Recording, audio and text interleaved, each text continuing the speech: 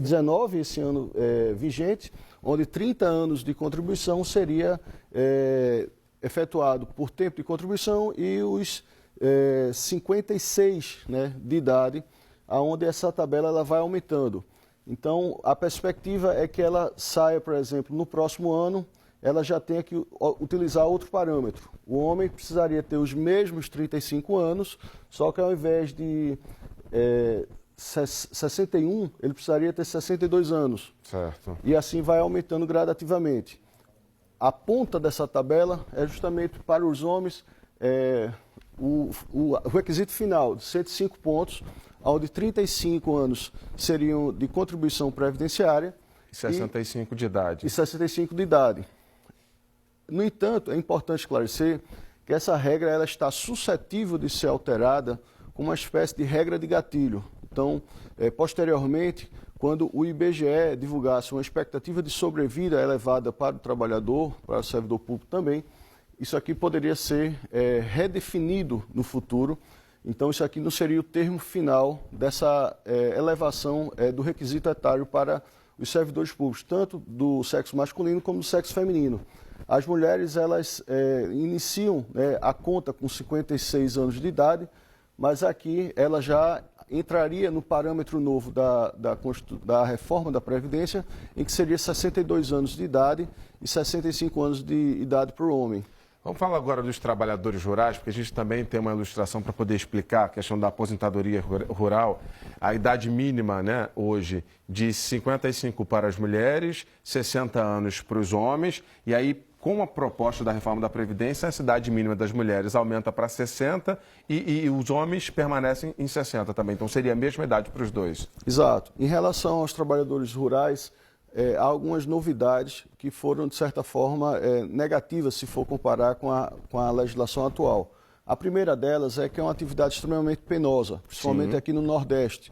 Então, as mulheres sempre tiveram um distanciamento de 5 anos, elas conseguiriam se aposentar 5 anos mais cedo do que o trabalhador rural, e esse distanciamento ele até foi preservado em relação aos trabalhadores urbanos. Tanto é que as mulheres, pela reforma que a gente viu agora, elas têm um distanciamento de 3 anos. Já em relação à mulher que trabalha no campo, houve um entendimento de que ela não teria, vamos dizer assim, a necessidade de ter uma parametrização diferenciada, de modo que essa isonomia do gênero em relação ao requisito de idade, há uma crítica muito grande em relação às mulheres terem que submeter a esses mesmos 60 anos que o homem. E com uma atividade rural aí de 20 anos, não é? Exato. Além disso, Pedro, há necessidade de comprovação por meio de pagamento, né, que não existia no universo dos trabalhadores rurais.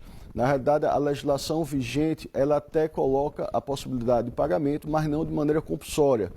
Para que os trabalhadores rurais possam se aposentar daqui para frente, eles necessitam pagar uma contribuição que é considerada pelo ano e pelo grupo familiar. Sim. Seria de R$600. Ele teria que comprovar ao longo do ano que a produção rural dele tenha atingido uma contribuição que justifique esse valor. Caso ela seja parcial ou ela não tenha ocorrido na sua integralidade, o trabalhador rural, para poder contabilizar cada ano de contribuição, ele vai precisar pagar uma contribuição previdenciária global no valor de R$600, condizente para todo o grupo familiar, para que ele possa vir a ter acesso a essa regra da aposentadoria, algo que não existia no sistema atual do ordenamento de legislação previdenciária.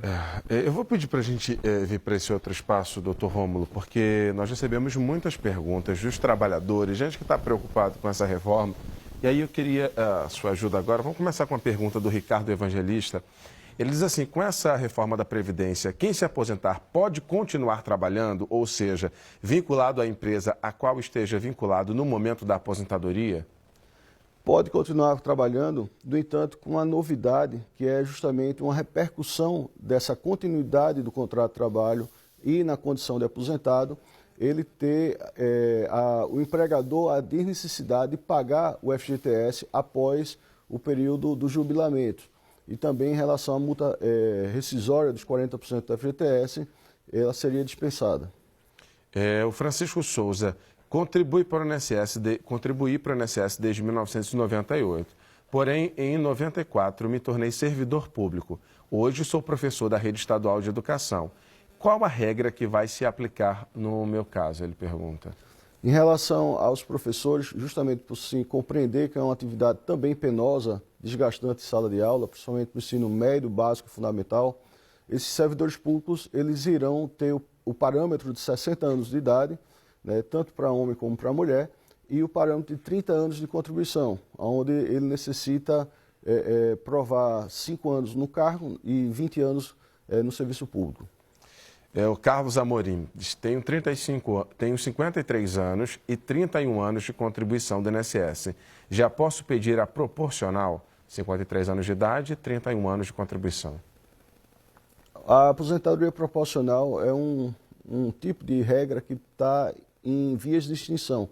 Então, são poucas as pessoas que, do ponto de vista racional, justifica a demanda desse tipo de benefício. No caso específico, ele ainda não consegue se aposentar.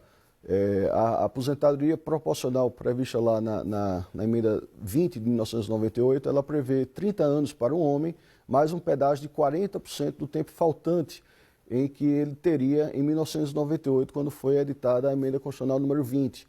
Então, por exemplo, se em 1998 ele tivesse apenas 20 anos de contribuição e o parâmetro seria de 15 anos, então ele precisaria pagar um pedágio de 40% sobre os 15 anos, que seria o que ele faltava, para a partir daí ele poder vir a se aposentar. No caso específico, se ele está atendendo esse parâmetro agora, possivelmente ele vai ter que estourar o período de 35 anos, de modo que essa aposentadoria proporcional para ele não seria vantajosa.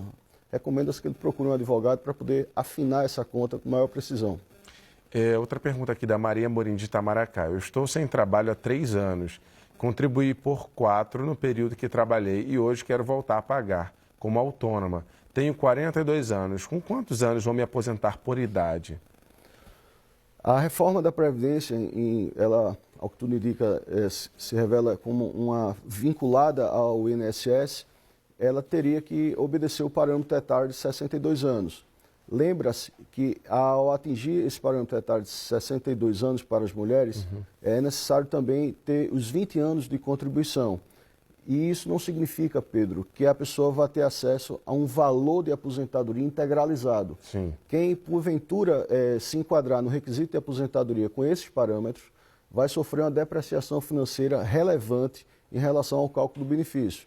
Então, a perspectiva da reforma da Previdência, tanto para servidores como para pessoas relacionadas ao universo seletista da iniciativa privada, professores e demais servidores, é de que haja uma contribuição por 4 décadas para que a pessoa possa ter acesso ao benefício integral. Isso, principalmente no INSS, é muito difícil porque muitas vezes a pessoa, ao ser demitida, ela sofre um interstício de período para se reinserir no mercado de trabalho. Então, a contabilização desses 40 anos, para algumas pessoas não vai ser só 40, porque levando em consideração o período de desemprego, o período de dificuldade de reinserção e de retomada da contribuição previdenciária, a aposentadoria integral no Brasil vai ser algo praticamente intangível. Rômulo Saraiva, advogado previdenciário, muito obrigado por conversar com a gente, esclarecer todas essas questões aqui referentes à reforma da Previdência, que a gente lembra que ela foi encaminhada ainda ao Congresso e ainda vai passar por discussão para ser votada, então vale a regra atual ainda.